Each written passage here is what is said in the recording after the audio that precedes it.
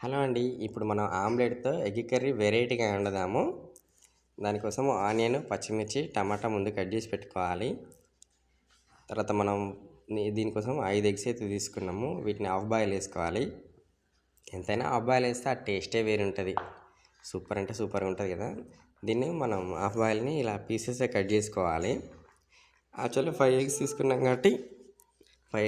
కాబట్టి అవన్నీ అయిపోయే వరకు చూసాక మనకి ఇలా వచ్చాయి పీసెస్.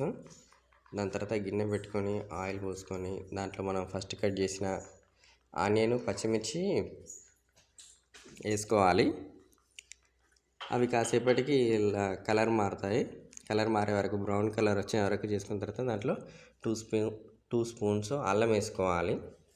వీటితో పాటు ఇందాక కట్ చేసిన టమాటో ముక్కలు కూడా వేసుకోవాలి. ఇది తొందరగా ఉడకడానికి సాల్ట్ యాడ్ చేసాము. సాల్ట్ యాడ్ చేస్తే కొంచెం తొందరగా ఉడుకుతుందంట.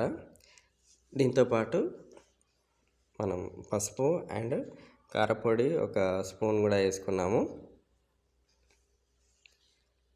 కొంచెం స్పైసీగా తినాలనుకుంటే ఇంకొక స్పూన్ యాడ్ చేసాము. ఇది కాస్త ఉడికాక దీంట్లో హాఫ్ గ్లాసు వాటర్ పోసుకోవాలి. వీటిలోనే కొంచెం అది మరిగాక మనం ఫస్ట్ కట్ చేసుకున్న ఎగ్ ఆమ్లెట్ ముక్కలు ఉన్నాయా వేసుకోవాలి.